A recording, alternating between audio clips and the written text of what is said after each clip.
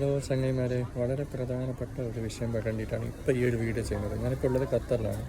ഖത്തറിലും അതുപോലെ തന്നെ നിങ്ങൾ കഴിയുന്നത് പോലെ UAE, അതുപോലെ കുവൈത്ത്, ബഹ്റൈൻ, അങ്ങനെ എല്ലാ രാജ്യങ്ങളിലും, ഒട്ടുമിക്ക എല്ലാ രാജ്യങ്ങളിലും ഇപ്പോൾ ഇറാൻ്റെ ഭാഗത്തുനിന്ന് വലിയ രീതിയിലുള്ള ഒരു മിസൈൽ അറ്റാക്കും കാര്യങ്ങളൊക്കെ വരുന്നുണ്ട്. ഇപ്പോൾ കാര്യങ്ങൾ നോർമലായിട്ട് വരികയാണ്.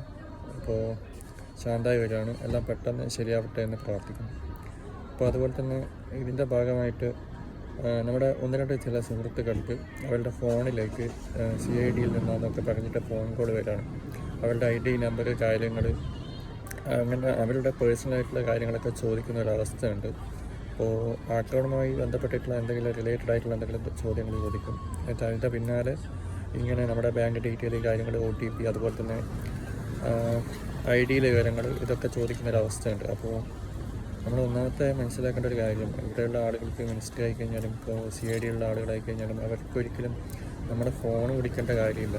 എന്തെങ്കിലും നമ്മുടെ ഭാഗത്ത് നിയമപരമായിട്ട് എന്തെങ്കിലും പ്രശ്നങ്ങളോ തകരാറുകളോ ഉണ്ടെങ്കിൽ അവർ നേരെ വന്ന് നമ്മളെ പൊക്കിയിട്ട് കൊണ്ടുപോകും. അതാണ് ഇവിടുത്തെ ഒരു സിസ്റ്റം. അപ്പോൾ ഇവിടെയുള്ള ആളുകൾ ഒരിക്കലും നിങ്ങളെ ഫോൺ വിളിക്കാനോ അങ്ങനെ അത്തരം കാര്യങ്ങൾ ചോദിക്കാനോ നിൽക്കില്ല. അപ്പോൾ ഇത്തരം സ്കാമിൽ പോയിട്ട് പെടാതിരിക്കുക, സേഫായിട്ടിരിക്കുക. ഒന്നാമത്തെ കാര്യം, ഒന്നുകിൽ ഫോൺ എടുക്കാതിരിക്കുക, അല്ലെങ്കിൽ അതിനെ പറ്റിയ മറുപടി കൊടുക്കുക, അതല്ലെങ്കിൽ പോലീസിൽ കേസ് ചെയ്യുക. ഇത്രയേ ഉള്ളൂ.